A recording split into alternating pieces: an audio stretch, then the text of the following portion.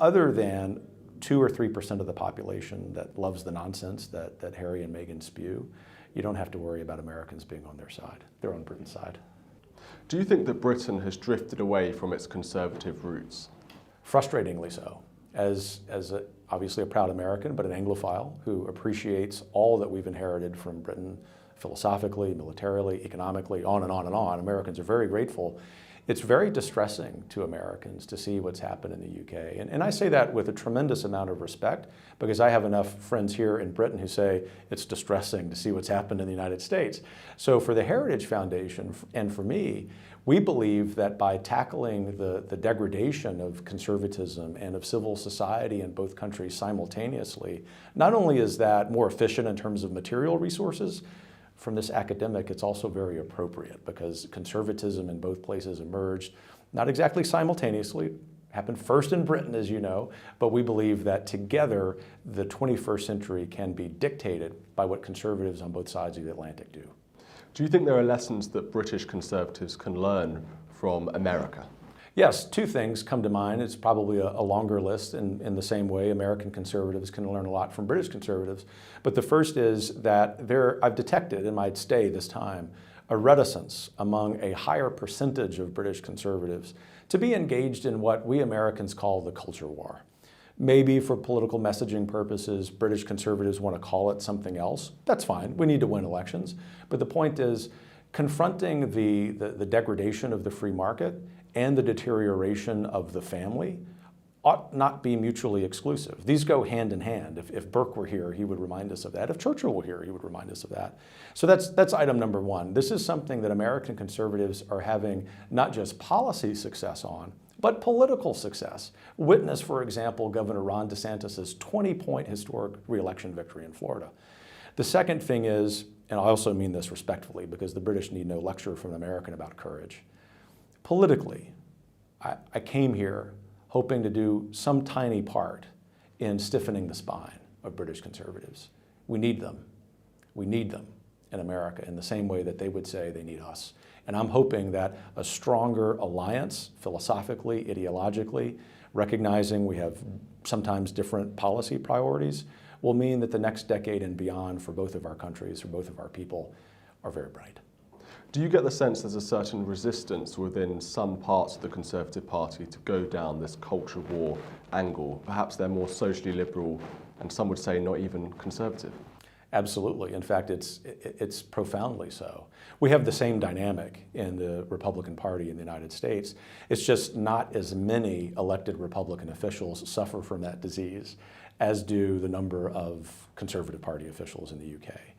We always try to lead with our mantra at Heritage of adding and multiplying. We're not decrying people for not being philosophically consistent. We're here as with hearts of teachers, that we can show them, we can hopefully collaborate with them, that this is, for a purely political animal, a winning combination. So if someone is a politician and they just don't want to go down that road because they're kind of an establishment person, socially liberal, the path to political success, the path to the re-emerging conservative majority, whatever happens in your next election, is by wedding free market principles with civil society. But the second thing is, this is where the optimist comes out. I think if we go about leading conservative lives, which I presume all of those people do personally, then let's be a little more courageous to talk about the values of that publicly. You referenced in your speech that we might be in a moment akin to 1790, to other revolutionary eras, perhaps 1917, 1848, you could mention lots of different times. Do you think that we are in a revolutionary moment and is it time for a counter-revolution? Absolutely. In fact, in an American context with American media, and I understand the risk I'm running by referencing this, well, I call this the Second American Revolution. But by that, I actually think it would one that our British friends would appreciate. By that, I mean it's a philosophical and intellectual one. One actually, and this is the point about our British friends appreciating it, that restores, that revitalizes the political philosophy we learned largely from British politicians. And so here in the UK, if we can think about a counter-revolution to the neo-Marxist revolution the left has imposed, I think that's helpful. The secondary benefit to that, recognizing that it's the radical left in some quarters of London, many quarters in Brussels, a lot of quarters in Berlin and Paris, that they are the political enemy, not our brother and sister conservatives with whom we might have some differences of opinion. That's essential. And I think it's really important that we end the fratricide in the conservative movement, recognizing with respect the differences, but also recognizing that ultimately it's the radical left that we have to be focused on. If that is the core of the counter-revolution, then I'm really optimistic for the future of the UK. Liz Truss was recently hosted by the Heritage Foundation over in DC. Do you see that Liz Truss is the future of conservatism in Britain? I'll leave the answer to that question out of respect from this American to the members of the Conservative Party and to the British people. I mean that genuinely. I'm not in the habit of evading questions, but I do believe that the voters will decide. What I will say, in the same way that I'm not sure if Donald Trump will be the nominee of the Republican Party, that I trust conservative voters in the UK and in the United States to decide who their standard bearer will be. This is what I do know.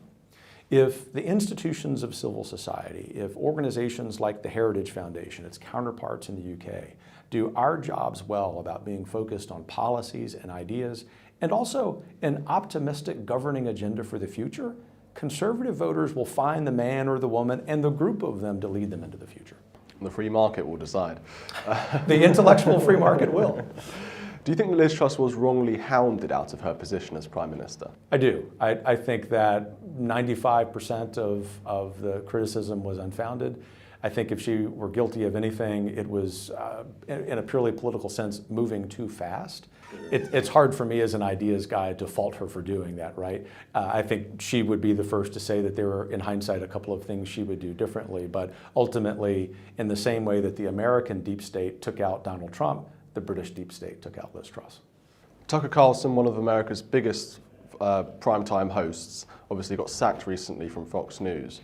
Do you think that he was wrongly removed as well from his position? Absolutely. I think that while we at Heritage are grateful that our scholars can be on a number of outlets, obviously we love the Telegraph, we enjoy being on Fox, the corporate side of Fox is a real problem. It is an example of elite capture of American institutions, and Tucker's firing was about that, not about anything else. The Heritage Foundation has always been courageous. We've always been unabashed in telling the truth, even when people don't like to hear it.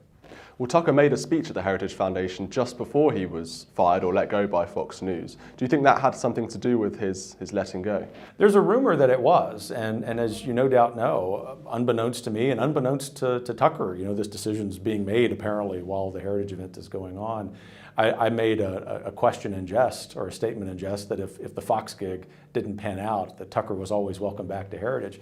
Neither he nor I knew what was going on, but the point is, in that speech he spoke a lot about the themes of this conference at National Conservatism: courage, national identity, the importance of faith in the public square, the importance of leading conservative lives in spite of what all of the elites in Brussels and elsewhere tell us to do. There's no doubt in my mind, even though I don't know exactly the decision factors, that was part of it. Heritage Foundation has been doing a lot of work on Prince Harry's legal status within the United States. Should he be deported? We don't like him being in America, and we would love for him to come back to you or somewhere.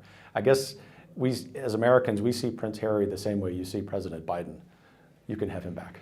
Meghan Markle as well is obviously with Prince Harry, and perhaps you can keep her. Deal.